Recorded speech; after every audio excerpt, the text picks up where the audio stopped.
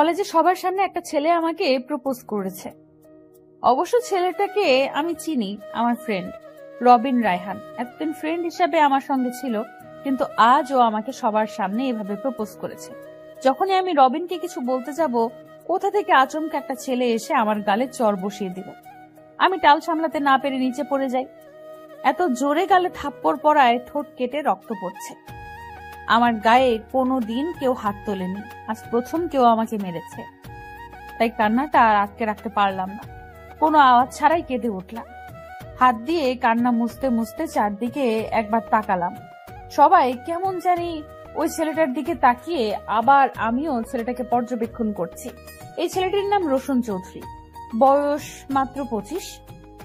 Mafia জগতের king Roshan Chowdhury বিশ্বের প্রায় অনেকগুলো রাষ্ট্রকে নিজের হাতের মুঠোয় করে রেখেছে। মাত্র 25 বছর বয়সে নিজেকে করে নিয়েছে মাফিয়া। বড় বড় মাফিয়ারা তো রোশন চৌধুরীর নাম শুনলে ভয়ে কাঁপে। পুলিশরা অব্দি রোশন চৌধুরীকে ভয় পায়। অন্যদিকে বড় বিজনেসম্যান তিনি রোশন চৌধুরীর বয়স 25, লম্বায় 6 ফুট, কিলার লুকের জন্য সব মেয়েরাই পাগল। কিন্তু রোশন সেসবে পাত্তা দেয় না। রোশনের ফর্সা গায়ের রং, চুলগুলো ঘন সিল্কি কালো, চোখের মনি হালকা নীল, এমন খুব কমই হয়। ঠোঁটগুলো টকটকে লাল। এমন এক মানুষ আমার সামনে, তাও এইভাবে হঠাৎ এসে আমাকে চড় মারলেন। ওয়াই? রোশন চৌধুরীকে নিয়ে অনেক মেয়েরা আলোচনা করে।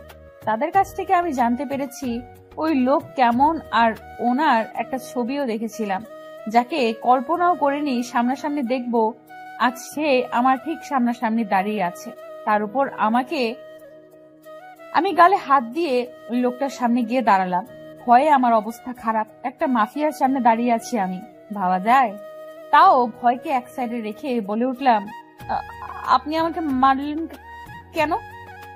আজ তো শুধু একটা থাপ্পড় মেরেছি। কাল থেকে যদি তোমাকে বোরকা ছাড়া কলেজে দেখি, তো ঠ্যাং ভেঙে আমার কাছে রেখে দেব। তুমি নিশ্চয়ই জানো হু আই অ্যাম। আমার মনে হয় লোকটার কোথাও ভুল হচ্ছে। অন্য কেউ ভেবে আমার সাথে এমন ব্যবহার করেছে। একবার বলেই দেখি, আমার নাম নাফিসা জামান হ্যাপি। আপনার হয়তো কোথাও ভুল হচ্ছে। আমার সাথে আপনার কোন রকম যোগাযোগ নেই। আপনি যাকে ভেবে আমাকে থাপ্পড় মেরেছেন, আমি সে নই। আমাকে যেহেতু ভুল থাপ্পড় মেরেছেন, সেই সুবাদে একটা সরি বলে যান। হোয়াট? এই রোশন চৌধুরী সরি বলবে? না না, আপনাকে সরি বলতে হবে না। আমি সরি, এখন আমি আসি।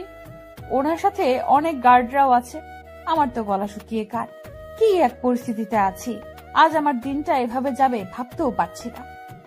কোনো মতে এখান থেকে যেতে পারলেই বাঁচি। আমি লোকটার পাশ কাটিয়ে যেতে নিলে আমার হাতের কবজি শক্ত করে চেপে ধরেন। এবার তো আমি চিৎকার করে কান্না করার পালা। এমনিতেই মাফিয়া গুন্ডা, এদের আমার খুব ভয় লাগে। বাংলা বুঝো না? আমি কি বলি আর তুমি কি বলছো? আমি তোমার সম্পর্কে সব জানি, এন্ড এখন যা যা বলেছি শুধু তোমাকেই বলেছি। মিস হ্যাপি, এখন চুপচাপ গাড়িতে গিয়ে বসো। আপনি কেন আমাকে এসব বলছেন? এই প্রথম দেখছি আপনাকে। আপনিও হয়তো আজকে আমাকে প্রথম দেখছেন। আমাকে আমার মতো ছেড়ে দিন। সুন্দরী মেয়ে দেখলে এই মাফিয়াগিরি করতে ইচ্ছে করে, তাই না? উনি আমার গালে আর একটা করে থাপ্পড়। আমি আবার নিচে পড়ে যাই। ঘুম ঘুম চোখে সারা রুমে ঘুরে দেখি, না কেউ তো নেই। আর আমি তো কলেজে না, আমার রুমে। তার মানে এতক্ষণ আমি স্বপ্ন দেখেছি, আর চর খেয়ে কলেজের মাটিতে না বিছানা থেকে নিচে পড়ে গেছি। ও নো, এই কেমন স্বপ্ন দেখলাম আমি, তাও ভোরের স্বপ্ন। না, এই স্বপ্নকে সত্যি হতে দেওয়া যাবে না। নিচে পড়ে আমার কোমরের 12টা বাজছে। কোন দুঃখে যে আমি এরকম স্বপ্ন দেখছি। ছেলেটার মুখও ঠিক মতো দেখলাম না, কেমন ঝাপসা ছিল। এইসব ভাবতে ভাবতে আমার কলেজে যাওয়ার টাইম এসে গেছে। একটা রিক্সা নিয়ে কলেজের উদ্দেশ্যে রওনা দিলাম। আজকে কলেজে রবিনের সাথে তেমন কথা হয়নি। ওকে দেখলেই সেই ভয়ঙ্কর স্বপ্নের কথা মনে পড়ে। আমার আরো দুটো ফ্রেন্ড আছে, একটার নাম রীতা আর অন্যটার নাম সুইটি। গল্প আড্ডা পড়াশোনা করে কলেজ ছুটির সময় এসে গেছে। এখন বাসায় যাবার পালা। আমরা চারজনই গল্প করে করে কলেজের গেটে এসে দাঁড়ালাম। কিন্তু ওই যে হ্যাপির কাপল নামে, হ্যাপি থাকলে কি হবে? দুনিয়াতে তো সবাই দুঃখী। বর্তমানে লাল ড্রেস পরার অপরাধে কুকুর যে আমাকে তাড়া করছে। হায় আল্লাহ, এখন আমাকে কে বাঁচাবে? সারা কলেজ ঘুরপাক খাচ্ছি। অবশ্য এখানে আমারও একটু দোষ আছে, ভাগ্যিস কলেজে তেমন মানুষ নেই, না হলে এতক্ষণে আমাকে নিয়ে হাসি তামাশা শুরু হয়ে যেত। কোন রকম গেট খুলেই বাইরে বের হতেই কারো সাথে এমন জোরে ধাক্কা খেলাম, আমি তো হাঁপাতে হাঁপাতে কাহিল। তারপরও যার সাথে ধাক্কা খেয়েছি তার দিকে একবার তাকালাম। একটা ছেলে দেখতে লাল মরিচ, কেমন রাগে ফুঁসছে, এই মনে হয় আমাকে গিলে খাবে। হাউ ডেয়ার ইউ বলে আমার গালে ঠাস। অসভ্য মেয়ে একটা, দেখে শুনে চলতে পারো না? এই মুহূর্তে আমার কি করা উচিত ঠিক বুঝে উঠতে পারছি না। গালে হাত দিয়ে দাঁড়িয়ে আছি, তখনই রীতা এসে বলে, হ্যাপি রে, তুই এটা কি করলি জানিস? কে? আমাদের প্রিন্সিপাল স্যারের ছেলে, তার উপর উনি অনেক বড় বিজনেসম্যান, রোশন আহমেদ। জানিস এই ছেলে কি রাগে, নিজের চোখেই তো দেখলি, আর তার সাথে ধাক্কাটা খেলি। হোয়াট? রোশন? রাস্তায় সবার সামনে আমার ঠোঁটে ঠোঁট ডুবিয়ে দেয় নামকরা বিজনেসম্যান রোশন আহমেদ। নিজেকে ছাড়াতে অনেক চেষ্টা করি, কিন্তু লোকটা একটুও ছাড়লো না। আমার এই মুহূর্তে কি করা উচিত? চিৎকার করে কান্না করব না এর প্রতিবাদ করব? এদিকে রোশন আমার ঠোঁট জোড়া ছাড়ছেই না। এক হাত আমার ঘাড়ে আর এক হাত কোমরে চেপে ধরে আছে, একটুও নড়তে পারছি না। চারদিকে ভিড় হওয়ার আগে রোশনের লোকেরা রোশন আর হ্যাপিকে ঘিরে ধরে, যাতে লোকজন তাদের না দেখে কড়া পাহারা দিচ্ছে। রোশন যখনই আমাকে ছেড়ে দাঁড়ায়, কোনো কিছু না ভেবে এই লোকটার গালে থাকতাম। অসভ্য বজ্জাত জানোয়ার একটা, আমাকে টাচ করার অধিকার কোথায় পেলেন? মেয়ে দেখলেই অসভ্যতামি করতে ইচ্ছে করে, তাই না? Shut up. খুব তো নাচতে নাচতে আমার বাবাকে বিচার দিয়ে আসলে। তোমাকে সেদিন থাপ্পড় মেরেছি তো মিস হ্যাপি, পারলে কালো গিয়ে বলো আমি তোমাকে জড়িয়ে ধরে কিস করেছি, তাও তোমার ওই সুস্বাদু ঠোঁটে। লোকটা এত নীচ আমি ভাবতেও পারছি না। আমাকে এভাবে অপমান নাও করতে পারতো। কি এমন করেছিলাম? জাস্ট স্যারকে বলেছিলাম, স্যার আপনার ছেলে সামান্য ধাক্কা লাগায় সবার সামনে আমাকে চর মেরেছেন। আচ্ছা মানলাম স্যার ভুল বশত ধাক্কাটা লেগেছে, তাই বলে মানুষ মাত্রই তো ভুল, তাই না স্যার? আমার ছেলেটা একটু রাগী রে মা, তুই কিছু মনে করিস না, আসলে মা হারা ছেলে তো, বুঝতেই পারছিস। আমি পড়াশোনাতে ভালো, তাই স্যারের কাছে অনেক ফ্রি ভাবে কথা বলি।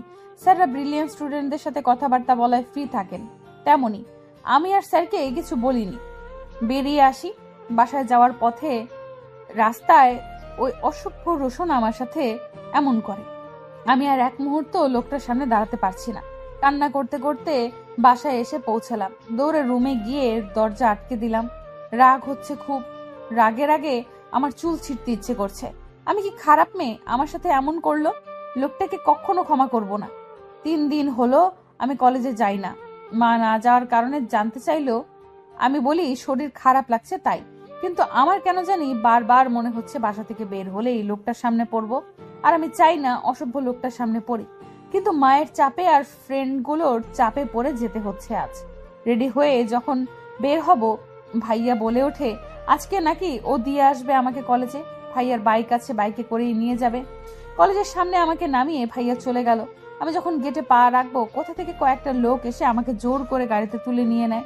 আমি চিৎকার করতে পারছি না, মুখ চেপে ধরে। এমন গন্ডারের মতো লোকেদের সাথে আমি আর পেরে উঠতে পারছি না, দম বন্ধ হয়ে আসছে। রোশন আহমেদের ঠিক সামনে আমি দাঁড়িয়ে আছি। একটা সরি বলার জন্য মহাশয় আমাকে এইভাবে গুন্ডা দিয়ে তুলে এনেছেন, ভাবা যায়? শেষে কিনা তার সামনেই আমাকে আসতে হলো, যার জন্য কলেজে আসা বন্ধ করেছিলাম, সেই আবার তারই সামনে। I am really sorry. তোমার সাথে এমন ব্যবহার করা আমার ঠিক হয়নি। আসলে আমার রাগটা কন্ট্রোল করতে পারছিলাম না যখন শুনেছি সামান্য একটা বিষয়ের জন্য তুমি আমার বাবার কাছে নালিশ করে এসেছো। কি ভেবেছেন নিজেকে? আমাকে এইভাবে তুলে এনে সরি বললে এইসব মিটমাট হয়ে যাবে? আপনার মতো অসভ্য ছেলেকে আমি কখনো ক্ষমা করব না। আমি আর এক মুহূর্ত এখানে থাকতে চাই না বলে আমি হাঁটা শুরু ধরলাম, কিন্তু বেশি দূর যেতে পারিনি। আমার হাতটা হ্যাচকা টান দিয়ে লোকটার সাথে মিশিয়ে নেয়। এতে আমার প্রচন্ড রাগ হয়। আমি রেগে কিছু বলতে যাব, ছেলেটা কে ছিল তুমি যার সাথে বাইকে করে কলেজে গিয়েছিলে? আমার সাথে কে থাকবে না থাকবে সেটা দেখা আপনার বিষয় নয়। আর যেই হোক না কেন, আপনার কি? এভাবে ধরে রেখেছেন কেন আমাকে? ছাড়ুন। ভালোবাসি তোমাকে। How funny. প্রথমে আমাকে চর মারলেন, তারপর সবার সামনে কিস করলেন, আর এখন বলছেন ভালোবাসেন। আপনার কি মনে হয় আপনার মতো আমারও মাথা খারাপ? আমি কি কোনো মেন্টাল রোগী নই মিস্টার রোশন আহমেদ? আপনার মতো নিজ মন মানসিকতার ছেলেকে ভালোবাসবো সেটা কখনো হবার না। I just hate you. আমি আপনার মুখও দেখতে চাই না। তোমাকে পাবো না জেনেও ভালোবেসেছি। ভালোবাসলেই পেতে হবে বিশ্বাস করি না। না পাওয়ার কষ্টটা যেমন, সুখটাও তেমন। তবুও বুকের মাঝে জমে থাকা একটি দীর্ঘশ্বাস বের হবার পথ পায় না। সেই দীর্ঘশ্বাস আঁকড়ে ধরে বাঁচার জন্য তোমাকে চাই। সে যত যুদ্ধ করেই হোক, আমার তোমাকেই চাই। সাইদ। জি স্যার। ওকে ওর বাসায় পৌঁছে দিয়ে আয়। আমার দুটো পা আছে, আমি নিজেই যেতে পারবো। এই মেয়ে বেশি কথা বলা আমি পছন্দ করি না। ওর সাথে যাবে, নয়তো এখানেই থাকতে হবে। চলুন। প্রথম দেখায় কখনো ভালোবাসা হয় না, যা হয় তা হলো ভালো লাগা। আর সেই ভালো লাগা নিয়ে ভাবতে থাকলে সৃষ্টি হয় ভালোবাসার। ভালোবাসি তোমাকে, হ্যাপি। কিরে, আজ এত তাড়াতাড়ি কলেজ থেকে চলে এলি যে? শরীর ভালো আছে তো? ভালো লাগছিল না তাই চলে আসছি। আমি একটু রেস্ট নিব মা, তুমি এখন যাও। কাল সকালে তৈরি হয়ে থাকিস, আমরা নয়নের বিয়েতে যাব। নয়না আপুর বিয়ে? উফ, খুব মজা হবে। ঠিক আছে মা, আমি তৈরি থাকবো। নয়না আমার কাজিন। রাতে ছাদের এক কোণায় দাঁড়িয়ে আছি আর ভাবছি আজকের ঘটনার কথা। সত্যি কি লোকটা আমায় ভালোবাসেন? কিন্তু আমার তো লোকটাকে একদমই সহ্য হয় না। না না, একে নিয়ে চিন্তা না করাই ভালো। কানের কাছে শুধু একটাই কথা বাজছে, ভালোবাসি তোমাকে। এখন মনে হচ্ছে সবচেয়ে বিরক্তিকর শব্দ হচ্ছে এইটাই, ভালোবাসি তোমাকে। কেন আমার সাথে এমন হয়? আমার লজ্জা বলতে কিছু নেই। এইভাবে আমার পিছু নিয়েছেন কেন? এটা একটা বিয়ে বাড়ি, আর আজ আমার কাজিনের বিয়ে, আর এখানে কোনো ঝামেলা সৃষ্টি হোক তা আমি চাই না। ভালোই ভালোই আপনি এখান থেকে চলে যান। আমি তোমার জন্য এখানে আসিনি, আমার ফ্রেন্ডের বিয়ে তাই এসেছি। আচ্ছা মানলাম আপনি আপনার ফ্রেন্ডের বিয়েতে এসেছেন, আমাকে এইখানে এই নির্জন জায়গায় টেনে আনলেন কেন? তোমার সাথে ওই ছেলে ম্যাচিং করে পাঞ্জাবি পরেছে কেন? ওর সাথে তোমার কিসের সম্পর্ক? হোয়াট? আপনার কমন সেন্স বলতে কিছু নাই? ও আমার নিজের ভাই, বুঝলেন? আর আমি যার সাথে ইচ্ছা থাকবো তাতে আপনার কি? ফাউল ছেলে একটা। ছাড়ুন আমাকে। কেউ দেখে ফেললে আপনারও তো কিছু হবে না, হবে এই হ্যাপির। এইসব পেঁচাল ছেড়ে আপনি আপনার মতো চলুন, আমাকে আমার মতো থাকতে দিন। আমি কি করছি বা কার সাথে থাকছি এইসব বিষয় আপনার না জানলেও চলবে। ভালোবাসি যতটুকু ভালোবাসা যায়। ভালোবাসি ভীষণ ভাবনায়, ভালোবাসি শয়নে স্বপনে জাগরণে, জানা অজানায়, অসীম ভালোবাসায়। ভালোবাসি বলেই তোমাকে জানতে চাই। তখনই আচমকা বাবা এসে আমাকে টানতে টানতে বাসায় নিয়ে আসলেন। এসে আমাকে রুমে বন্দি করে রাখলেন। আমি কান্না করতে করতে বাবাকে বললাম, বিশ্বাস করো বাবা, ওই ছেলেটার সাথে আমার কোনো সম্পর্ক নেই। তুমি আমাকে ভুল বুঝছো বাবা, প্লিজ আমাকে ছেড়ে দাও। মনে হলো আমার বাবার কথা কানে পৌঁছায়নি। তিনি যেমন জেদ ধরেছেন তেমন কাজ করেছেন। বুঝতেই পারছি বাবা আমাকে এইভাবে রোশনের সাথে ক্লোজ দেখে রেগে ফায়ার হয়ে গেছেন। রোশন আমার 2 হাত দেয়ালের সাথে চেপে ধরে দাঁড়িয়েছিল। এখন আমি কি করে বোঝাবো বাবাকে রোশনের সাথে আমার তেমন কিছু নেই, যা আছে ঘৃণা। যেদিন থেকে রোশন নামের স্বপ্নটা আমি দেখেছি, ওই দিন থেকে আমার জীবন নরকে পরিণত হয়েছে। ওই রোশন নামের শত্রুকে কখনো ক্ষমা করব না আমি। আজ আমার সাথে যা যা হচ্ছে সবকিছুর জন্য দায়ী রোশন। কাঁদতে কাঁদতে কখন যে চোখ দুটো লেগে গেছে বুঝতেই পারিনি। মায়ের ডাকে চোখ মেলে তাকাতেই রাত 2টা বাজে, আর আমি দরজার সাইডে বসে ঘুমাচ্ছিলাম। মাকে দেখে হাউমাউ করে কেঁদে উঠলাম। মা, বিশ্বাস করো ছেলেটার সাথে আমার কোনো সম্পর্ক নাই। বাবাকে বোঝাও তুমি মা, আমি ইচ্ছে করে কিছু করিনি মা। যাই হোক, বাবার মান সম্মান পোড়াটা যাওয়াসনি তুই। মানে? ছেলেটা সব দিক থেকে খুব ভালো, তোকে বিয়ে করতে রাজি। 7 দিন পরে তোদের বিয়ে। তোর বাবা আর রোশনের বাবা মিলে ঠিক করেছেন। আমাকে না জানিয়ে তোমরা ওই বজ্জাত ছেলের সাথে আমার বিয়ে ঠিক করে ফেললে। আমি ওই ছেলেকে বিয়ে করব না মা, তুমি বাবাকে বলে দিও। আমি ওকে একদম সহ্য করতে পারি না। সামান্য একটা ভুলের জন্য আমাকে এরকম একটা শাস্তি দিও না, এটা আমি মেনে নিতে পারবো না। একদিন না একদিন তোকে তো স্বামীর বাড়ি যেতেই হবে, তাই না? আজ যখন আমাদের সম্মান নিয়ে টানাটানি, তোকে তো এই বিয়ে করতেই হবে মা। ওই ছেলের সাথে তোকে শুধু তোর বাবা একা দেখেনি, ওনার সাথে আরো কয়েকজন লোকও ছিল। ঘটনাটা পাঁচকান হওয়ার আগে তোকে এই বিয়ে করতে হবে। তোর বাবাকে যদি বাঁচাতে চাস তাহলে এই বিয়ে তুই করবি। হ্যাঁ মা, হ্যাঁ, আমি রোশন আহমেদকে বিয়ে করব। আমার জন্য তোমাদের কোনো ক্ষতি হোক তা আমি চাই না। আমাকে তোমরা যেমনে বলবে তেমনি চলবো। এই তো আমার লক্ষ্মী মেয়ে। এবার দেখি, হা কর তো, খাবারটা খেয়ে নে, আমি খাইয়ে দিচ্ছি। থ্যাংক ইউ বাবা, তোমাকে অনেক অনেক ধন্যবাদ আমার আর হ্যাপির বিয়ে 7 দিন পর ঠিক করার জন্য। কুল মাই সান, আমিও তোমার মাকে ভালোবেসেই বিয়ে করেছিলাম। আর আমি এটাও বুঝি ভালোবাসা হারালে কেমন কষ্ট পেতে হয়। তাই আমি চাই না ভালোবেসে আমার ছেলেটা কষ্ট পাক। তোমাকে ভালোবাসাটা যদি আমার পাগলামি হয়ে থাকে, তবে তোমাকে না পাওয়া পর্যন্ত আমি সেই পাগলামি করে যাব। তাতে যদি আমার প্রতি তোমার অভিমান হয়, তবে ভেবে নিও ভালোবাসা এভাবেই হয়। তোমাকে ভালোবাসাটা যদি আমার পাগলামি হয়ে থাকে, তবে তোমাকে না পাওয়া পর্যন্ত আমি সেই পাগলামি করে যাব।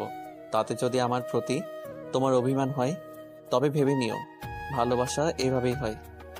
দেখতে দেখতে 5টা দিন পার হয়ে গেল। বিয়ের আর 2 দিন বাকি। 2 দিন পরে আমি অন্য কারো হয়ে যাব, আর যাকে আমি সহ্যই করতে পারি না তার সাথে সারা জীবন কাটাতে হবে। এই কেমন বিচার! কি পাপ করেছি আমি? তার মাসুল এইভাবে আমাকে দিতে হচ্ছে। হ্যাপি, তৈরি হয়ে নে, নিচে রোশন এসেছে, তোকে নিয়ে শপিং করতে যাবে। 2 দিন পর বিয়ে, তার জন্য দুজন মিলে শপিং করে আয়। না, আমি ওই ছেলেটার সাথে কোথাও যাব না। একদিনের জন্য আমাকে একা ছাড়ো প্লিজ। আমি ওই লোকটার মুখ দেখতে চাই না।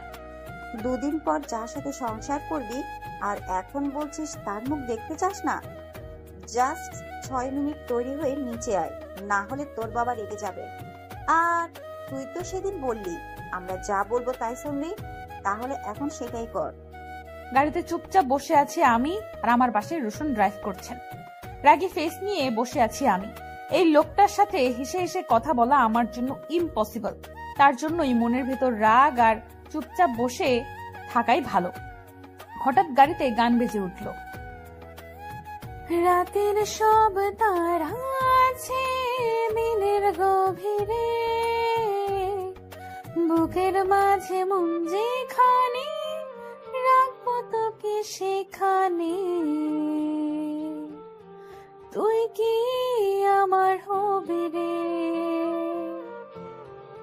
রাতের সব তারা আছে দিনের গভীরে, বুকের মাঝে মন যেখানে রাখবো তোকে সেখানে, তুই কি আমার হবি রে।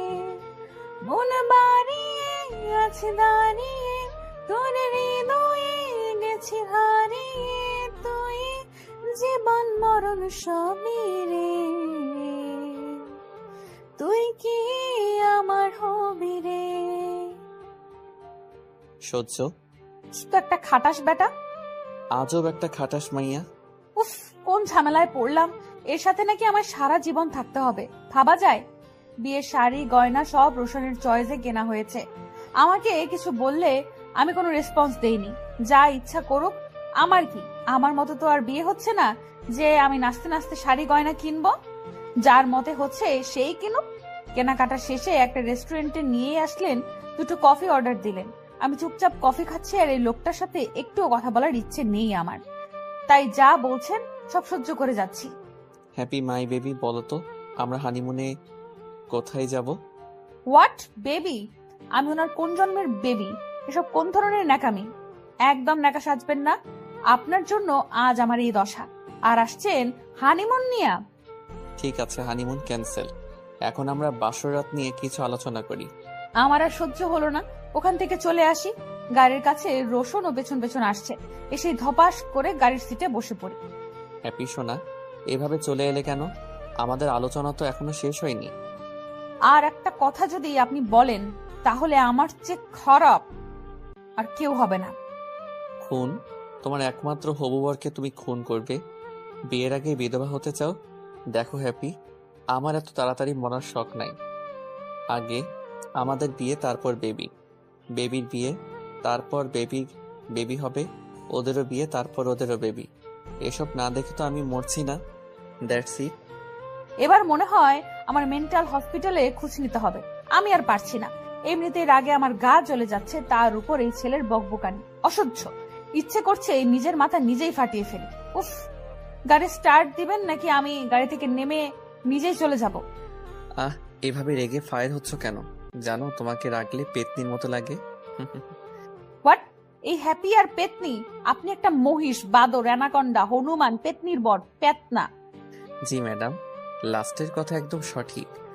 আমি তো পেতনির বরই না, মানে পেতনির হবু বর পেতনা।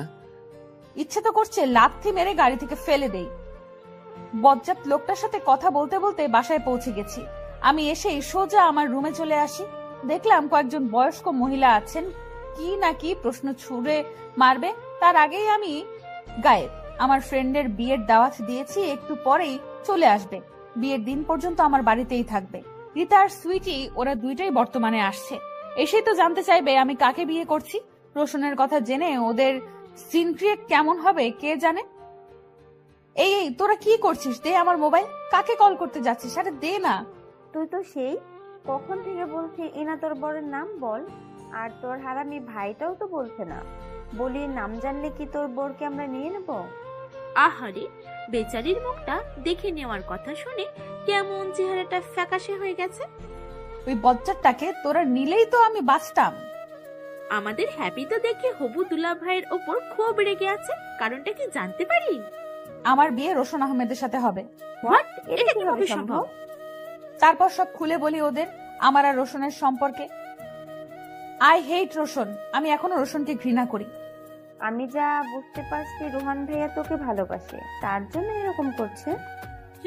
আমারও তাই মনে হয়। আমার কেন জানি লোকটাকে সহ্যই হয় না রে। আজ ওর জন্যই বাবা আমাকে ভুল বুঝলেন। তার মধ্যে বিয়ের আগে একটা প্রেমও করতে পারলাম না। ভেবেছিলাম আগে একটা প্রেম করব, কিন্তু এই একটা দুঃস্বপ্ন এসে সবকিছু তোলপাড় করে দিল। তোরা জানিস লোকটা মেয়েদের মতো করে কেমন ঝগড়া করে আমার সাথে। আমিও তো একটা মেয়ে, আমি জানি আমরা কেমনে ঝগড়া করি। এই লোকটার সাথে আমি সারা জীবন থাকবো কি করে? সরি রে বান্ধবী, তোর জন্য আমরা কিচ্ছু করতে পারলাম না, পারবো না। কারণ যে রোশন আহমেদ যদি জানতে পারে আমরা তার বিয়ে ভাঙার জন্য উঠে পড়ে লেগেছি, আমাদের আস্ত রাখবে না। গল্প আড্ডা করে আরো একদিন পার হয়ে গেল। আজকে আমার গায়ে হলুদ, আমার বিয়ে, অথচ আমার কোনো রেসপন্স নাই। ঘুমে চোখ দুটো যায় যায় অবস্থা। আমার সাথে রীতা আর সুইটিও সেম অবস্থা। মনে হচ্ছে আমার সাথে ওদেরও বিয়ে হয়ে যাবে। আজকের সকালটা খুব অদ্ভুত লাগছে। মানুষের আনাগোনা শুরু, আমার প্রতি মায়ের কান্না শুরু। বাবা তো আমার সামনে কাঁদছেন না, হয়তো রুমে বসে চুপটি করে কাঁদছেন। আর ভাইয়াকে দেখেও তেমন ভালো লাগছে না, কেমন কাদো কাদো চেহারা। বাবা মায়ের আদরের মেয়ে, ভাইয়ের আদরের একমাত্র বোন, কালই অন্য কারো পরিবারের একজন হয়ে যাবে। নিজেকে শান্ত রাখার অনেক চেষ্টা করছি, কিন্তু পারিনি। মাকে আর ভাইয়াকে জড়িয়ে ধরে কতক্ষণ কান্না করলাম। এই পৃথিবীতে প্রিয় মানুষগুলো ছাড়া বেঁচে থাকাটা কষ্টকর, কিন্তু অসম্ভব কিছু নয়। কারো জন্য কারো জীবন থেমে থাকে না, জীবন তার মতোই প্রবাহিত হয়। তাই যেটা ছিল না সেটা না পাওয়াই থাক। সব পেলে জীবনটাও একঘেয়েমি হয়ে যায়। মনে রেখো, পৃথিবীর সকল কষ্টই ক্ষণস্থায়ী। এইদিকে বাবা, তুমি ওই মহিলাকে কেন বললে এখানে আসতে? তুমি জানো না আমার ওই মহিলাকে একদম সহ্য হয় না। দেখো বাবা, এ বাড়িতে আমরা মাত্র দুইজন পুরুষ মানুষ। বিয়ে বাড়িতে তো একজন মহিলা তো অবশ্যই প্রয়োজন। তাই তোর ফুপিকে বলেছি আসতে, একটু ম্যানেজ করে নিস। আমার মায়ের নামে বাজে কোনো কথা যেন ওই মহিলার মুখে না শুনি, এটাই আমার শেষ কথা। রাতে ড্যান্স ফাংশন হবে, তাই রীতা, সুইটি, ভাইয়া প্রোগ্রামের আয়োজন করছে। কে কোন গানে নাচবে সেটাই আমার গায়ে হলুদে লাগানোর পর্যায়ে শেষ। ধীরে ধীরে অনুষ্ঠান শুরু হয়।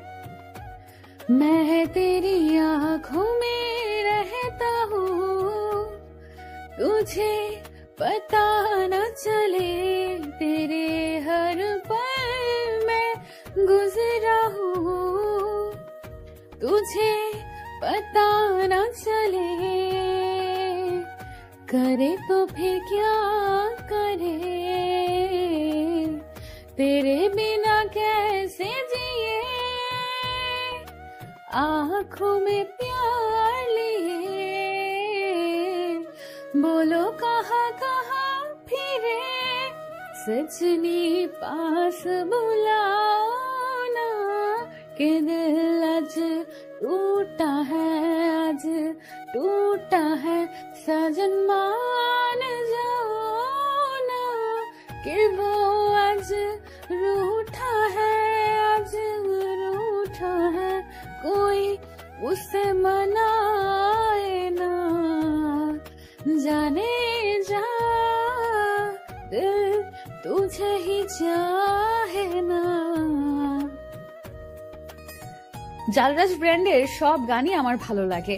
হঠাৎ এই গান লাউড স্পিকারে বাজায়, ভালোই লাগছে। হয়তো ভাইয়া গানটা সিলেক্ট করেছে। ভাইয়া তো জানে আমার প্রিয় গায়ক কে, তাই হয়তো। ধর, কে ফোন করেছে? নিজেই কথা বলি দেখ। আমার মোবাইল কানে রেখে বলে উঠলাম, হ্যালো। কি করো বউ? বুঝতেই পারছি এটা কি হতে পারে। নৃত্য পরিবেশন করি। ওলে আমার বউটা এত নাচানাচি করে না। এখন আমি তোমার কাছে নেই, যদি পায়েটাই লাগে তখন কি হবে? আমার পায়ে লাগতে তোর কি? কাল বিয়ে আর এখন ফোন করে বলে কি করো, তাও বউ। শালা বজ্জাত। কি হলো বউ, ফোন কেটে দিলে কেন? আরে আমি কার সাথে কথা বলছি? বউ তো কল কেটে দিয়েছে। জানি না ভালোবাসার আলাদা আলাদা নিয়ম আছে কিনা, তবে আমি কোনো নিয়মে তোমাকে ভালোবেসেছি তাও জানি না। শুধু এইটুকু জানি আমি তোমাকে অনেক অনেক ভালোবাসি। কিরে, দুলা ভাইয়ের সাথে কি কথা বললি? তোরা আমার বান্ধবী না শত্রু? কেন, দুটোই তো হতে পারে। বোঝাই যাচ্ছে এই দুজনকে হাত করেই ফেলেছে ওই বজ্জাতটা। বাসর ঘরে স্বামীর এমন রূপ আমি মেনে নিতে পারছি না। লোকটা তো ভালোবেসেই আমায় বিয়ে করেছে, তাহলে আমার সাথে এমনটা কেন করছে? কি হলো, কথা কানে যায় না? এই রুমে তুমি থাকতে পারবে না, যাও বারান্দায় গিয়ে ঘুমাও। তোমার সাথে এক রুমে থাকা আমার পক্ষে সম্ভব না। বাহ, কাল পর্যন্ত যে মানুষের আমার প্রতি প্রেম উতলিয়ে পড়ছিল, আর বিয়ের পর সেই আসল মুখোশ দেখিয়ে দিলেন। শুনুন, আমারও আমার মতো একটা লোকের সাথে এক রুমে থাকার কোনো ইচ্ছে নেই। যত সব বলে আমি বিছানা থেকে উঠে পড়ি, কিন্তু হাতে একটাও বালিশ নেই। বারান্দায় গিয়ে পাটা বাড়াতেই রোশন আমাকে টেনে ওর বুকের সাথে মিশিয়ে নেয়। কি হলো, আমি তো চলেই যাচ্ছি, এভাবে জড়িয়ে ধরলেন কেন? একটা ধাক্কা দিয়ে। একদম আমার কাছে আসার চেষ্টা করবেন না। আবার আমার হাত ধরে টেনে ওনার সাথে মিশিয়ে নিলেন। আমি ছাড়ানোর চেষ্টা করি। ভালোবাসি তোমাকে কিভাবে বলো? আমার এই মিষ্টি বউটিকে বারান্দায় শুতে দেই, তোমার সাথে সারা জীবন থাকবো বলেই তো এত কিছু। একটু আগে তো একটু ভিলেন রূপী অ্যাক্টিং করছিলাম। ওমা, তাই নাকি? একটু আগে উনি ভিলেন রূপী অ্যাক্টিং করছিলেন, তাহলে তো এবার আমার পালা। এমন অ্যাক্টিং করব যে আজ রাতটাই ওনার বৃথা যাবে। আজ না আমাদের বাসরাত, আসো ময়না পাখি, তোমাকে একটু আদর করে দেই। দাঁড়া বেটা বজ্জাত। আমার পা দিয়ে খুব জোরে ওনার পাটায় পাড়া দিই। মুহূর্তেই আমাকে ছেড়ে আহ বলে আর্তনাদ করেন। আমি ছাড়া পেয়ে এক দৌড়ে বারান্দায় গিয়ে দরজা আটকে দেই। আমি এমন একটা কাণ্ড করব নিশ্চয়ই উনি ভাবতেই পারছেন না। কিছুক্ষণ যাওয়ার পর, আমার লক্ষ্মী মিষ্টি সোনা বউটা, দরজাটা খোলো না গো। আমি না তোমার একটা মাত্র আদরের স্বামী? তাহলে আমার সাথে এমনটা করছো কেন বউ? দেখো, এই বাসরাত নিয়ে মেয়েদের কত স্বপ্ন থাকে, তেমনি আমারও আছে। আমার এই স্বপ্ন ভেঙো না তুমি। এবার আর আমি হাসি থামাতে পারিনি। একা একা হেসেই চলেছি। কথার কি ছিরি, মেয়েদের স্বপ্নের সাথে ওনার সম্পর্ক কি? রাত প্রায় 1টা বাজে। আমি বারান্দায় এখনো জেগে আছি। ধীরে ধীরে দরজা একটু ফাঁক করে দেখি বজ্জাকটা নাক টেনে ঘুমাচ্ছে। এতক্ষণ তো এই সুযোগের অপেক্ষায় ছিলাম। ভাবতেই কেমন আনন্দ হতে লাগলো। পাটা খুব ধীরে ধীরে ওয়াশরুমের দিকে যাচ্ছি। তারপর অর্ধেক বালতি পানি এনে তাতে 3 বোতল ফ্রিজ থেকে জল মিশিয়ে এনে ওনার সারা গায়ে ঢেলে দিই। কিছু বুঝে ওঠার আগে আমি উধাও। বারান্দায় এসে ছিটকানি লাগিয়ে দেই। তারপর মন ভরে নিঃশ্বাস নিতে থাকি। আমার সাথে ভিলেনি মশকরা, তাই না? এবার বোঝো বাছা ধন, এই শীতে বরফের জল কেমন লাগে না। কিন্তু কোনো আওয়াজ আসছে না কেন? ওনার কি কিছু হয়েছে? হঠাৎ একটা চিৎকার ভেসে আসলো, সাপ সাপ বউ, আমাকে সাপে এসে মেরে ফেললো, বাঁচাও। সত্যি কি কোনো সাপ? আমি কিছু না ভেবেই দরজা খুলেই রুমে ঢুকে পড়ি। এ কি, রুম এত অন্ধকার কেন? এই যে শুনছেন, কোথায় আপনি? আর কিছু বলতে পারছি না। আমার মুখ চেপে ধরে ধাক্কা দিয়ে বিছানায় ফেলে দিয়ে আমার উপর শুয়ে পড়লেন। কানের কাছে মুখ এনে বলতে লাগলেন, আমার বউটা এত বোকা জানা ছিল না। এই দোতলাতে সাপ আসবে কোথা থেকে? বরং জানো, পেতনি এসেছিল আমার গায়ে, জল ঢেলে চলে গেছে। ও মা গো, বউ আমাকে মেরে ফেললো গো। আমাকে পেতনি বলা, তাই না? ইচ্ছা মতো ওনাকে কিল চিমটি দিয়েই যাচ্ছে। আর কিভাবে পারলো লোকটা আমাকে বোকা বানাতে? আমিও আস্ত একটা বোকা, সাপ বললেই ছুটে চলে আসলাম। কিন্তু এত মেরেছি, লোকটা একটুও আমাকে ছাড়লো না, আরো শক্ত করে জড়িয়ে ধরলো। শেষমেশ আমিও ক্লান্ত হয়ে উপর হয়ে ওনাকে জড়িয়ে ধরে শুয়ে পড়লাম। সকালে ঘুম ঘুম চোখে নিজের দিকে তাকিয়ে দেখি আমি এদিকে আর আমার শাড়ি অন্যদিকে, আর আমার পা একটা ওনার উপর আর একটা বিছানায়। কি এক পরিস্থিতি হয়েছে আমার। ভাগ্যিস লোকটা ঘুমে, না হলে নিশ্চয়ই আমার দিকে ড্যাব ড্যাব করে তাকিয়ে থাকতো। কোন রকম শাড়িটা পেঁচিয়ে ওয়াশরুমে চলে যাই। ফ্রেশ হয়ে নিচে নেমে আসি।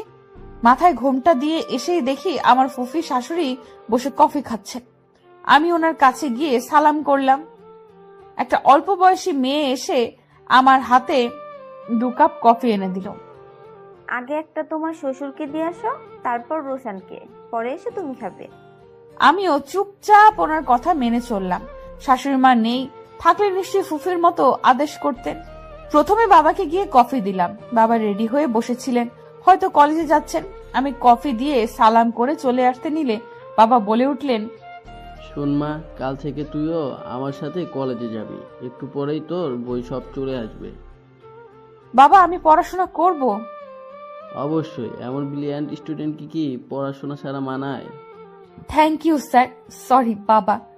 এখন বজ্জাতকে কফি দেওয়ার পালা। কে জানে এখনো শুয়ে আছেন কিনা। রুমে ঢুকতেই ওনার উন্মাদ শরীরের উপর আমার চোখ পড়ল। গোসল করে মাত্র এসে শরীরে শুধু একটা টাওয়াল পেঁচানো।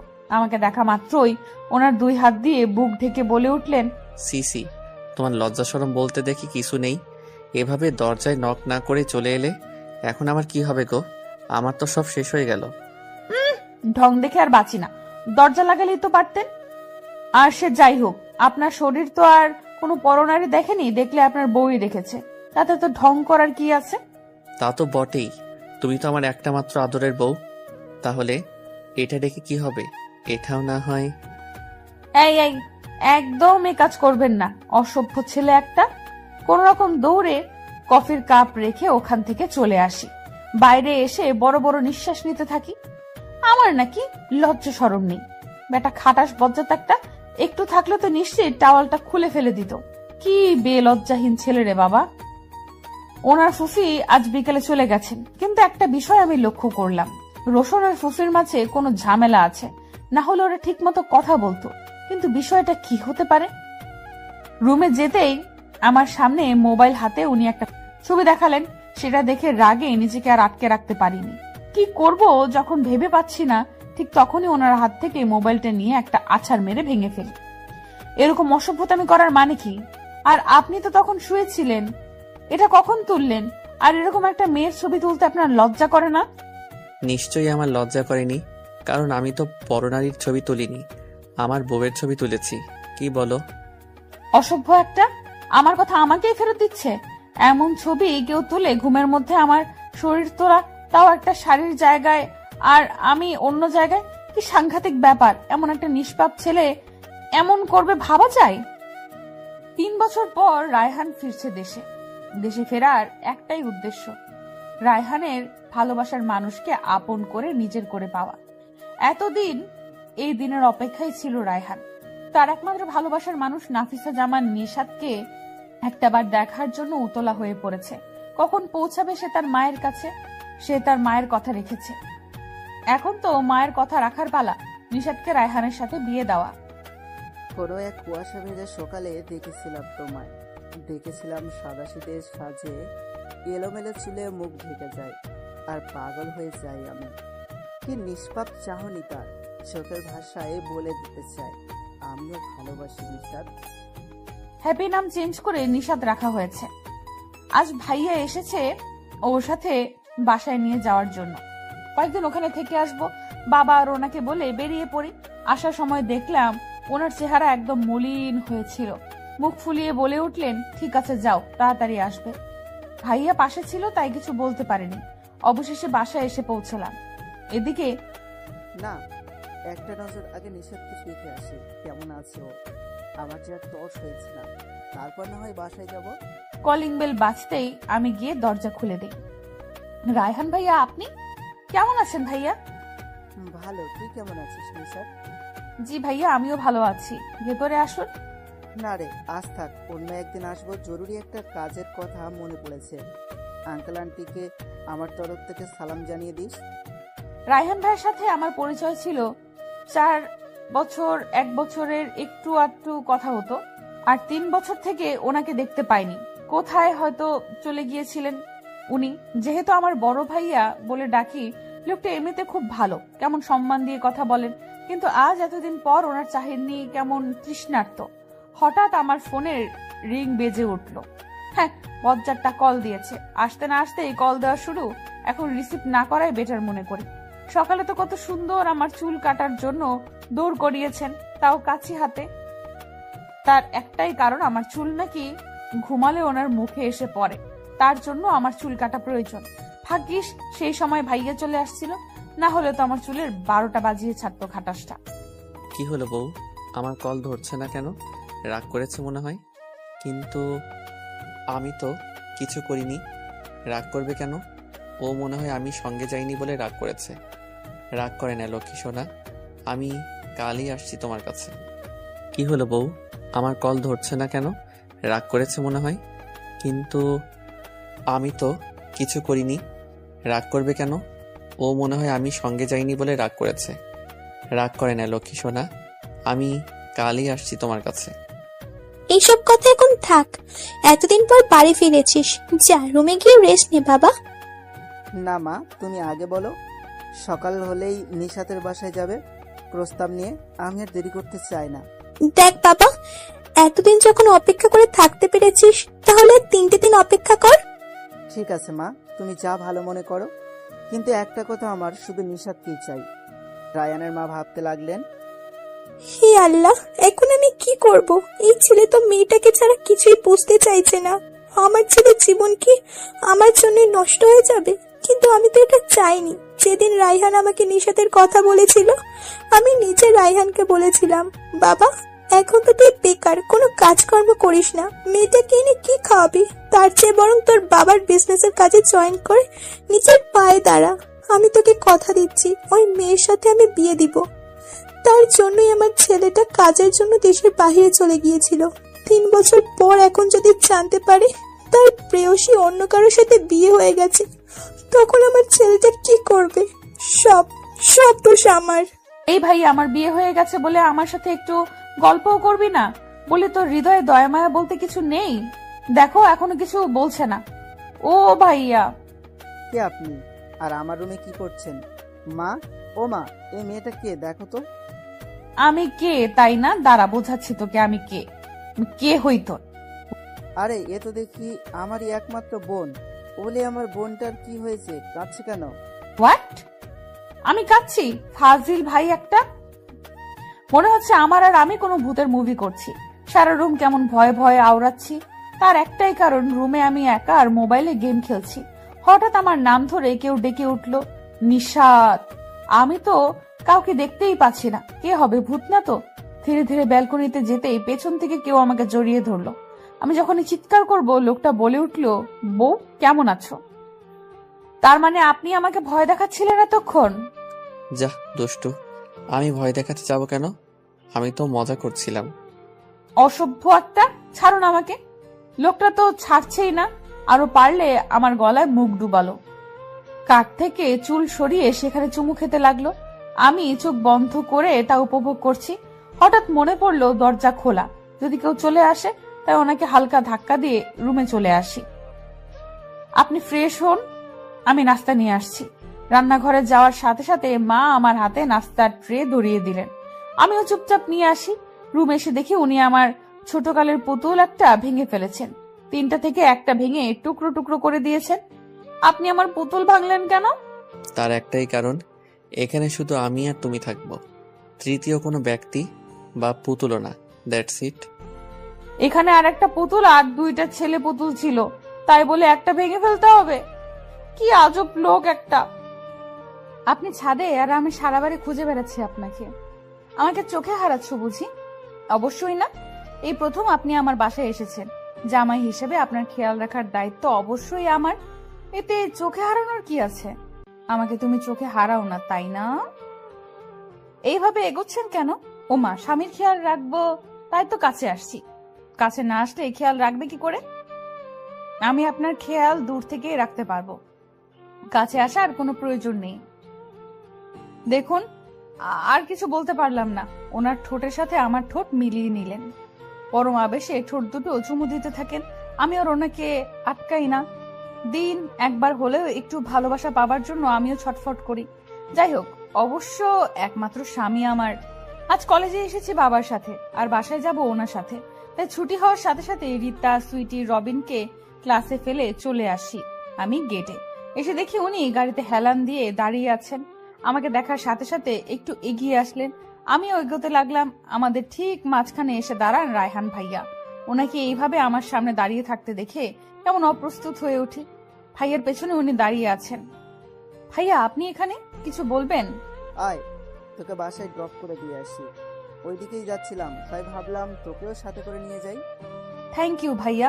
আসলে আমি ওনার সাথে চলে যাব। ও, আপনাকে তো পরিচয় করিয়ে দেওয়াই হয়নি। ইনি হচ্ছেন আমার স্বামী, রোশন আহমেদ। নিশাতের মুখে স্বামী শব্দ শুনে রায়হানের বুকে চিনচিন ব্যথা শুরু হলো। কি বলছে এসব নিশাত? ওর স্বামী মানে কি? না না, এটা হতে পারে না। নিশাত শুধু আমার, অন্য কারো না।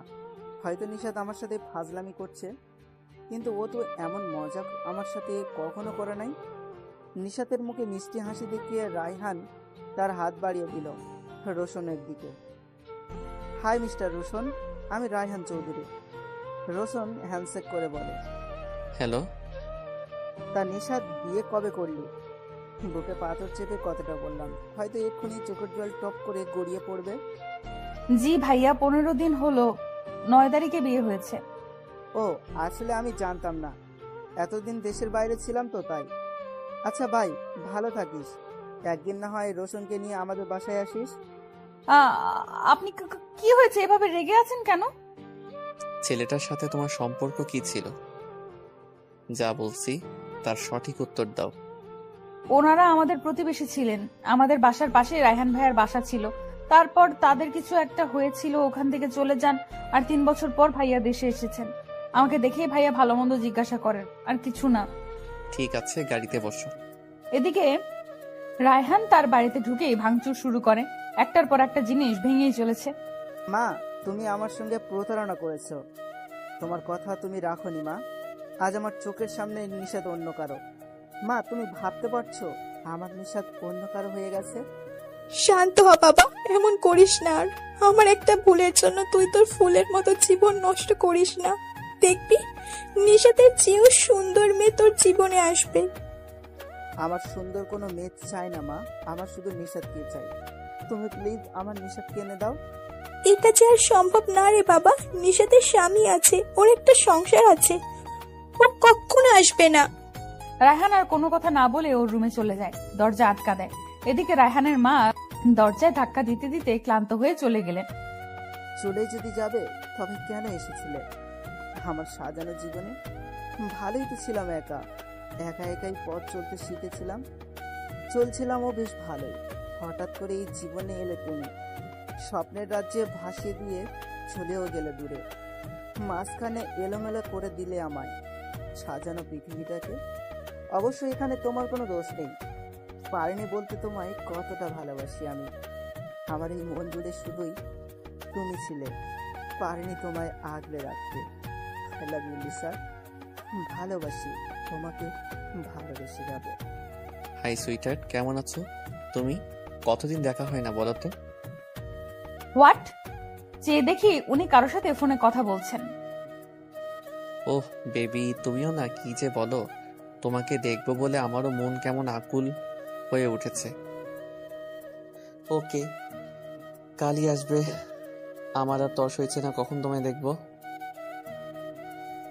আচ্ছা ভাই, ভালো থেকো। কি হলো এটা? উনি কার সাথে এইভাবে কথা বললেন, তাও বেবি বলে? ও মাই গড, ওনার কি গার্লফ্রেন্ড আছে? আমাকে কি ধোকা দিচ্ছেন উনি? কিন্তু এ কেমন ধোকা? বউয়ের সামনেই গার্লফ্রেন্ডের সাথে ফোনে কথা। ডাল মে কুছ কালা হ্যায়। কাল পর্যন্ত ওয়েট করি, যদি কোনো তেরি বেরি দেখি তাহলে ওনার একদিন কি আমার একদিন। সকাল থেকে উনি কেমন সাজগোজ নিয়ে পড়ে আছেন। মনে হচ্ছে আজকে কেউ ওনাকে দেখতে আসছেন, যেমন কোনো পাত্রপক্ষ পাত্রীকে দেখতে আসছে মেয়েদের মতো, কেমন আয়নার সামনে সাজতে ব্যস্ত। কোনো ছেলে এমন হয় আমার জানা ছিল না। আমি কাজের ফাঁকে ফাঁকে ওনার দিকে তাকাই। আজ কলেজের ছুটি, ওনারও অফিস বন্ধ, শুধু বাবা বাসায় নেই, একটা কাজে বেরিয়েছেন, আজ নাও আসতে পারেন। শোনো, পাশের রুমটা একটু দেখো পরিষ্কার আছে কিনা। ও এখানে এসে আজ থাকবে। ওটা কে? একটু পর আসলেই দেখতে পাবে। কেমন রহস্য হাসি দেখতে পাচ্ছি। কি করতে চাচ্ছেন উনি? নিশ্চয়ই এমন কিছু করবেন যা আমার জন্য একদম ভালো হবে না। কি সেটা? কলিং বেল বাজতেই সবাইকে নিষেধ করে দিলেন কেউ যেন দরজা না খুলে, এবং আমাকেও নিষেধ করলেন। তার একটাই কারণ, উনি নিজের হাতে দরজা খুলবেন। চুলে স্টাইল করতে করতে দরজা খুলতে যাচ্ছেন। দরজা খুলতেই একটা মেয়ে ওনাকে জড়িয়ে ধরলো। আমি ভালো করে মেয়েটাকে পর্যবেক্ষণ করে দেখি মেয়েটা খুব মডার্ন ভাবেই সেজেছে, একদম পুতুলের মতো লাগছে। আমি হা করে তাকিয়ে আছি, ওনার সাথে এর সম্পর্ক কি হতে পারে? উফ, কতদিন পর তোমার সাথে দেখা হয়েছে বেবি। তোমাকে দেখে তো আমি আবারও ক্রাশ খেলাম। ও হ্যাঁ, she is my wife Nishita. Nishita, ও হচ্ছে আমার এক্স গার্লফ্রেন্ড মিম রহমান ডিম। আমি ওনার দিকে রাগী ভাব নিক্ষেপ করতেই মেয়েটা বলে উঠল, রোশান, তোর দুষ্টুমি এখনো গেল না? নিজের বউয়ের সামনেও দুষ্টামি?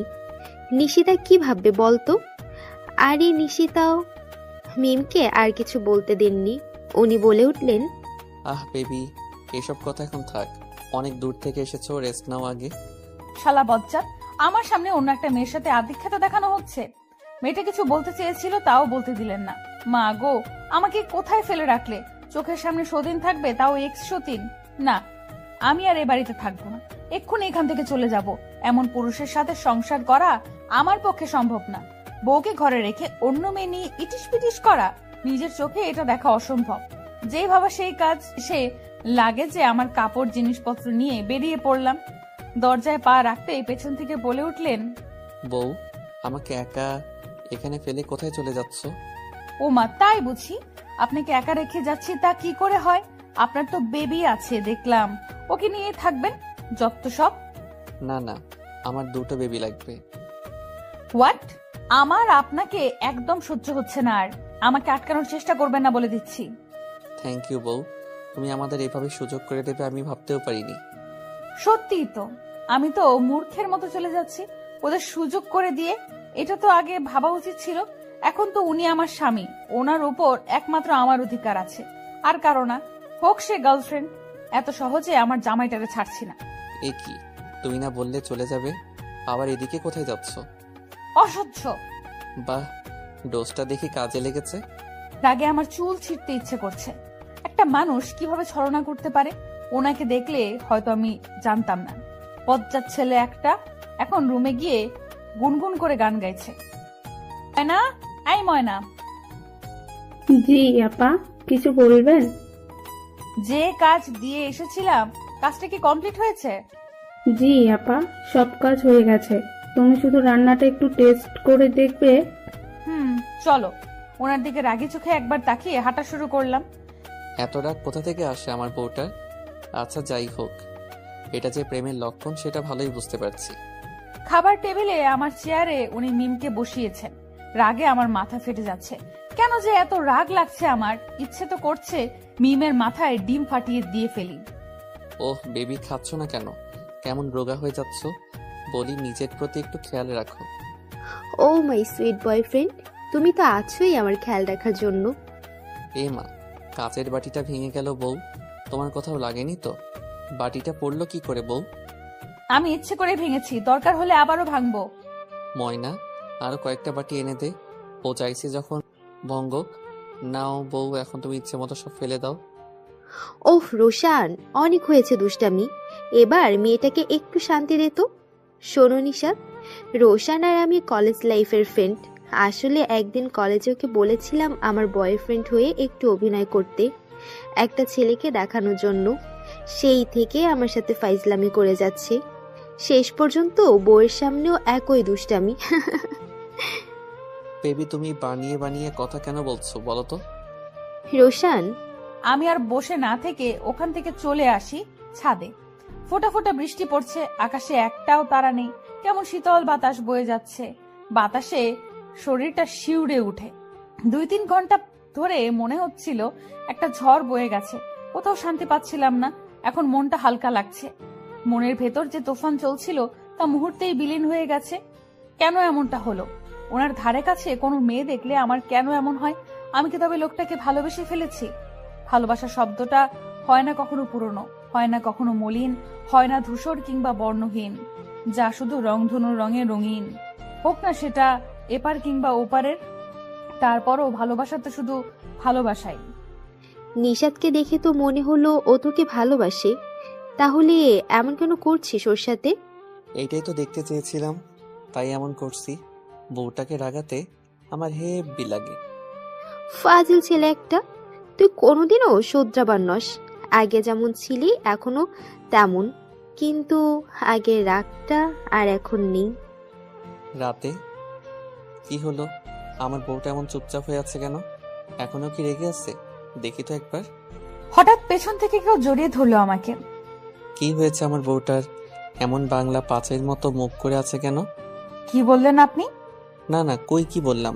আমি তো এটাই বলতে চেয়েছি যে অনেক রাত হয়েছে, এইভাবে বসে না থেকে শুয়ে পড়ো। আমার কাজ আছে, আপনি শুয়ে পড়ুন, আমাকে নিয়ে এত ভাবতে হবে না। ও মা, কি কাজ আছে? আমিও তোমাকে সাহায্য করি, চলো। আর তুমি আমার একটা মাত্র বউ, তোমাকে নিয়ে ভাববো না তো পাশের বাসার নানিকে নিয়ে ভাববো নাকি? আসো, দুজনে মিলে কাজ করি। দূর, এই কার সাথে কথা বলছি আমি? মিথ্যা বলেও শান্তি নেই, ফাজিল একটা। আপনাকে কষ্ট করে আমার কাজ করে দিতে হবে না, আমি আমার নিজের কাজ নিজেই করতে পারবো বলে আমি আলমারি থেকে সব কাপড় নামিয়ে গুছিয়ে রাখতে শুরু করি। কি আর করব, মিথ্যা যখন বলেছি একটা না একটা কাজ তো করতেই হবে। কি হলো? আমার বউয়ের গোছানো জিনিস আবার কেন গুছিয়ে রাখছে? সমস্যা নেই, আমিও একই কাজ করতে পারি। আরে আপনাকে তো বলেছি আমি নিজেই করতে পারবো। আহ বউ, তোমার কষ্ট আমি মেনে নিতে পারছি না, একটু সাহায্য করতে দাও তো। কিছুক্ষণ পর, যাক, কাজ শেষ, এবার তো কি আদর। বুঝে গেছি উনি এখন কি চাইছেন। আমিও না বোঝার ভান করে হাই তুলে বলি, খুব ঘুম পেয়েছে আমার, আমাকে ডিস্টার্ব করবেন না বলেই আমি ওপাশ হয়ে শুয়ে পড়ি। বেচারার মুখ দেখার মতো মনে হয়। ধীরে ধীরে কেউ আমার উপরে উঠছে। কে সেটা দেখার জন্য চোখ খুলে তাকিয়ে দেখি বজ্জাতটা আমার উপর আধশোয়া হয়ে শুয়ে আছেন। তার নিঃশ্বাস আমার উপর আছড়ে পড়ছে। কিছুক্ষণ আমার দিকে তাকিয়ে থেকে আমার ঠোঁটের দিকে এগিয়ে আসছেন। আমি বিরক্তির সাথে কিছু বলতে যাব, অমনি ওনার ঠোঁটের সাথে আমার ঠোঁট মিলিয়ে নেন। কেন জানি আমারও আজ ইচ্ছে করছে ওনাকে ভালোবাসতে, তাই আমি ওনার সাথে তাল মিলিয়ে ভালোবাসার সাগরে ডুব দেই। ওনার ঘাড়ে গলায় চুমাতে রাঙিয়ে দেই। আজকে কারো মনে কোনো ঘৃণা নেই, আছে শুধু ভালোবাসা। কয়েক মাস পর সকালে ফ্রেশ হয়ে রান্নার কাজ সেরে নাস্তা করে আমি আর রোশান বেরিয়ে পড়ি। আমি কলেজে আর রোশান অফিসে। বাবা একটু অসুস্থ, তাই ওনার সাথেই যেতে হচ্ছে। গাড়ি থেকে নামার সময় উনি আমাকে জড়িয়ে ধরে কপালে কিস করেন। আমি মুচকি একটা হাসি দিয়ে চলে আসি। যতক্ষণ না কলেজের ভেতরে ঢুকছি ওনার গাড়ি ততক্ষণ ছিল। মনে হচ্ছে আমি ক্লাস 2 এর বাচ্চা।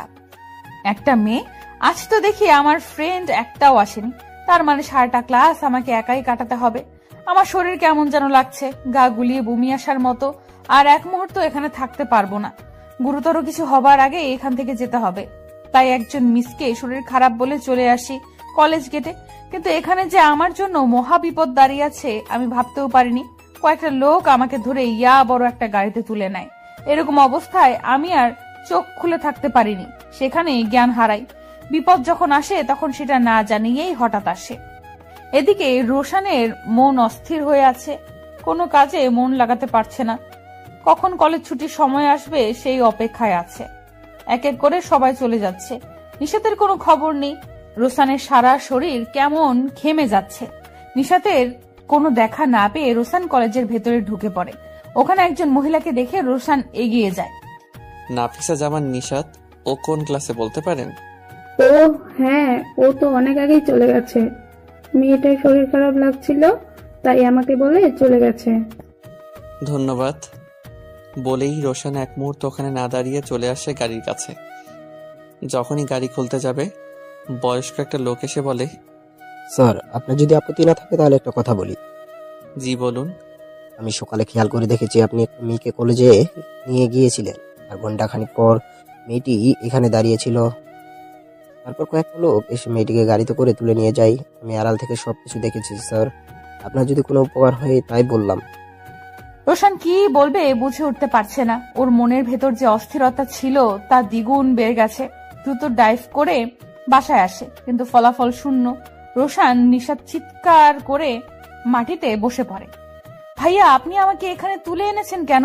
দেখুন, আমার স্বামী চিন্তা করবেন আমার জন্য, আমার এক্ষুনি যেতে হবে বলে আমি বিছানা থেকে উঠে পড়ি। কি হলো ভাইয়া, আমার হাত ধরেছেন কেন? ছাড়ুন, যেতে হবে আমার। আমি তোমাকে যেতে দিব না এখান থেকে, কারণ আমি তোমাকে ভালোবাসি নিশা। পারছিলাম না তোমায় ভুলে থাকতে। দেখো, আমার দিকে একবার তাকিয়ে দেখো, বড্ড বেশি ভালোবেসে ফেলেছি তোমায়। আমাকে ছেড়ে যেও না প্লিজ, পারবো না তোমাকে ছাড়া থাকতে। তুমি আমার ভালোবাসা, আমি তোমার জান। ভালোবাসার ফুল দিয়ে লিখবো তোমার নাম। তুমি আমার ময়না পাখি, আমি তোমার টিয়ে। তোমায় আমি রাখবো বুকে ভালোবাসা দিয়ে। বাহ, দিন দিন আমার বরটা রোমান্টিক হয়ে যাচ্ছে। তুমি বলতে চাইছো আমার মধ্যে কোনো রোমান্টিকতা নেই? তখনই আমাদের ছেলে ছোট ছোট পা দিয়ে হেঁটে এসে তার বাবাকে জড়িয়ে ধরলো। হ্যাঁ বাবা, চলো আমরা খেলা করি। আমার দিকে তাকিয়ে, আর হ্যাঁ, তোমার ব্যাপারে রাতে দেখব। কি অসভ্য ছেলে একটা। এইদিকে যে করেই হোক আমার ছেলের বিনিময়ে আমি ওর ছেলের প্রাণ চাই। এতদিন ধরে তোমরা সামান্য একটা ছেলেকে আনতে পারছো না। বেশ চেঁচিয়ে কথাগুলো বললেন রানা চৌধুরী। ছলে বলে কৌশলে যেভাবে পারো ওর ছেলেকে আমার কাছে এনে দাও। কি হলো, তোমরা দুজন এইভাবে কাঁদছো কেন? রান্নাঘর থেকে ছেলের কান্না শুনে রুমে এসে দেখি বাবা ছেলে দুজনে বসে বসে কাঁদছে। আরে বলবে তো কি হয়েছে? আমি খেয়াল করিনি, দেখো আমার ছেলেটা খাট থেকে পড়ে গেছে। দেখি রনকের কি হয়েছে।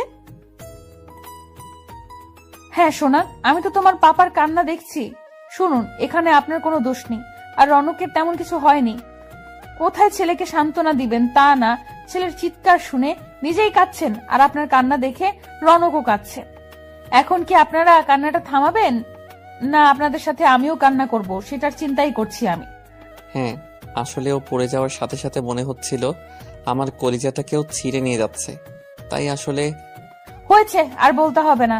নাও তোমার ছেলেকে, আমার কাজ আছে বলে ওনার কোলে রনককে দিয়ে আমি চলে আসি। আসলে লোকটার প্রতি দিন দিন আমার ভালোবাসা বেড়েই চলেছে। এমন করে কেউ আমার জানা ছিল না। কেমন আমাদের আগলে রেখেছেন উনি। ভালোবাসা এমন এক আবেগ যা অনুভব হয়তো সবাই করেছে, কিন্তু কম লোকেই উপভোগ করতে পেরেছে। হ্যাঁ বাবা, তোমাকে তো ঠিক থাকতেই হবে, তুমি আমার একটা মাত্র সুপারম্যান। সকালে রোশন ফ্রেশ হয়ে অফিসের জন্য রেডি হয়। রনক ঘুমিয়ে আছে। আমি নাস্তা রেডি করে রোশনকে ডাক দিই। কি হলো, ছেলেকে সাথে করে নিয়ে যাওয়ার প্ল্যান করছো নাকি? এসে দেখি ছেলের পাশে বসে উনি মাথায় হাত বুলিয়ে দিচ্ছেন, একদম রেডি হয়ে। ইচ্ছে তো করে তোমাকে আর রনককে সাথে করেই নিয়ে যাই। ইস, শখ কত। চলুন, নাস্তা রেডি, খাবেন। আমি চলে যেতে নিলেই উনি আমার হাত ধরে ফেলেন। কি হলো, চলুন। নাস্তা খাবো তো, তার আগে ওইটা। আপনার অফিসে দেরি হচ্ছে। আর কিছু বলতে পারেননি, উনি আমার ঠোঁটে ঠোঁট ডুবিয়ে দিলেন। ঠোঁটে চুমু খেয়ে কপালে গভীর চুমু এঁকে দেন। রাত যেভাবেই আসুক নীরবতা থাকবেই, চাঁদ যেভাবেই থাকুক জ্যোৎস্না ছড়াবেই, সূর্য যতই মেঘের আড়ালে থাকুক পৃথিবীতে আলো আসবে, আর নিজেকে যতই লুকিয়ে রাখো না কেন ভালোবাসা তোমাকে কাছে টানবেই। দুপুরে চোখটা লেগে গিয়েছিল, তাই আমি ঘুমিয়ে পড়ি। রুম লক করে ঘুমাই, কারণ ছেলেটা হেঁটে হেঁটে কোথায় চলে যাবে বিচ্ছুর মতো। প্রায় লেগেই গিয়েছিল। হঠাৎ কলিং বেল বেজে উঠল। আমি ঘুম ঘুম চোখে দরজা খুলতেই আমার মুখে কেউ স্প্রে মেরে দেয়, আর তারপর আমার কিছু মনে নেই। ধীরে ধীরে চোখ খুলে তাকাই, রোশনের চেহারা স্পষ্ট ভেসে ওঠে। কি হয়েছে, আপনি কাঁদছেন কেন? আমার কিছু হয়নি। পরক্ষণে মনে পড়লো আমার ছেলে কোথায়। ও ঠিক আছে তো? আমি বিছানা থেকে লাফ দিয়ে উঠি। রনক কোথায়, আমার রনক কোথায়? কি হলো, আপনি কথা বলছেন না কেন? আমি পাগলের মতো সারা বাড়ি খুঁজতে থাকি আমার ছেলেটাকে, কোথাও তো খুঁজে পাচ্ছি না। আমি এক দৌড়ে আবার ওনার কাছে যাই। উনি বলছেন না কেন? রনককে খুঁজে পাচ্ছি না। খুঁজে পাচ্ছেন না মানে? আমার ছেলে তো রুমেই ছিল। কারা সব বডিগার্ডদের আর তোমার মুখে স্প্রে মেরে আমাদের ছেলেকে নিয়ে গেছে? কি মিস্টার রোশান আহমেদ, ছেলের কান্না কেমন লাগছে? কে আপনি? আমার সাথে আপনার শত্রুতা কিসের? আমি রানা চৌধুরী, রায়হান চৌধুরীর পিতা। তুই তো তোর ছেলের কান্নার আওয়াজ শুনতে পেরেছিস, আর আমি সেইটুকুও পাইনি। এবার ছেলে হারানোর যন্ত্রণা কি সেটা তুই বুঝতে পারবি হাড়ে হাড়ে। না না, আমার ছেলের কোনো ক্ষতি করবেন না। আপনি যা চাইবেন আমি তাই দিব। প্লিজ দয়া করে আমার ছেলের কোনো ক্ষতি করবেন না। তাহলে দে, আমার বুকে আমার ছেলেকে ফিরিয়ে দে। পারবি তো দিতে, নাকি আমার ছেলেকে তুই? না, আপনার ছেলে বেঁচে আছে, আমি আপনার ছেলেকে ফিরিয়ে দেব। আমার নিষ্পাপ ছেলের কোনো ক্ষতি করবেন না। ওকে ছাড়া আমি বাঁচব না। ছেলের বেঁচে থাকার সংবাদ শুনে স্বস্তির নিঃশ্বাস ছাড়লেন রানা। চোখের কোণে কান্না জমে আসলো। একটা মাত্র ছেলে, 3টা বছর না দেখে, আদর না করে, ছেলের মায়াবী মুখ না দেখে কাটিয়েছেন। এক পাশে রোশন, নিশাদ আর রায়হান, অন্য পাশে রানার কোলে রনক দাঁড়িয়ে আছে। এতদিন রোশন রায়হানকে তিলে তিলে এক আস্তানায় মারধর করত। যে হাত দিয়ে নিশাতের শরীরে আঘাত করেছিল সেই হাত গরম জল ঢেলে দিত। এমন অত্যাচার। রায়হানের অবস্থা খুবই খারাপ, কেমন নিস্তেজ হয়ে দাঁড়িয়ে আছে। এত কিছুর পর রায়হানকে শুধু বাঁচিয়ে রেখেছিল তিলে তিলে মারার জন্য, কিন্তু আজ এই পরিস্থিতিতে রায়হানকে আনতে বাধ্য হয়েছে রোশন। ছোট্ট ছোট্ট পায়ে হেঁটে আসছে রনক তার বাবা মায়ের কাছে, আর নিস্তেজ রায়হান হেঁটে চলেছে তার বাবার কাছে। রোশন নিশাদ ছেলেকে পেয়ে চুমু দিতে লাগলো। রায়হান ছেলেকে জড়িয়ে ধরে কান্না করে দেয়। কি অবস্থা করেছে আমার ছেলেটাকে! আমি ওই রোশানকে ছাড়বো না। না বাবা, তুমি ওদের আর কোনো ক্ষতি করো না। না, আমি আমার পাপের শাস্তি পেয়েছি, এতে ওদের কোনো দোষ নেই। হারিয়ে যাব একদিন, আমি রব না এ ভুবনে চিরদিন। ক্ষমা করে দিও।